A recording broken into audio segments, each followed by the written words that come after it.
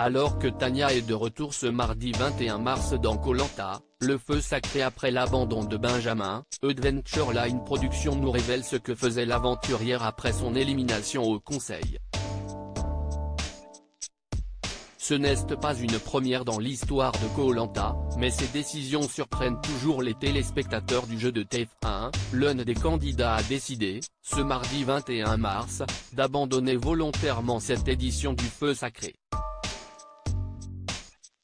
Blessé par un accident de plongée la semaine passée suite à son passage à l'infirmerie, Benjamin, pourtant de retour dans le jeu, a en effet décidé de jeter l'éponge. « Je suis à bout. Je m'excuse auprès de tout le monde mais je ne peux plus rien faire », a-t-il lâché à sa tribu avant de partir aux côtés de Denis Brognard. Surprise. Tania de retour dans Koh Lanta, le feu sacré contacté par Télé Loisirs, ce dernier affirme, aujourd'hui encore, n'avoir aucun regret, j'étais vraiment au bout de mes capacités physiques. C'était impossible de faire autrement, donc c'était la seule décision à prendre. Partir a été une libération. Si est donc finalement Tania, éliminée lors du dernier conseil, qui est de retour dans le jeu.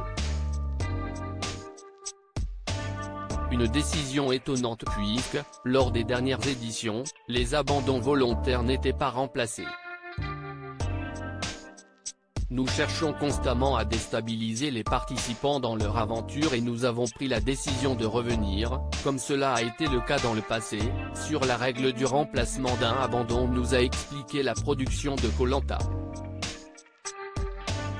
Koh Lanta 2023, voici où était logée Tania avant de revenir dans le jeu. Il faut savoir que dès qu'on sort du jeu, avant de repartir, on attend le prochain éliminé au conseil. Au cas où quelqu'un se blesse ou abandonne. Alors quand on m'a annoncé quelques jours après ma sortie que j'allais revenir dans Koh Lanta, j'ai sauté au plafond, nous a confié la Benjamine de l'aventure. Pouvant potentiellement revenir dans le jeu, ces candidats en transit n'ont donc pas accès à leur téléphone portable et ne peuvent pas entrer en contact avec leurs proches, nous précise Alp. Quant à leurs conditions de vie, elles sont plus agréables que sur Koh Lanta mais toutefois bien loin d'un hôtel de luxe. Ils mangent à nouveau chaque jour, mais de façon frugale. Selon la destination, ils sont hébergés soit dans un hôtel à l'écart des autres occupants pour rester coupés du monde, soit dans une maison louée pour l'occasion. Au cours de cette période, seule la visite de la psychologue est possible, si besoin.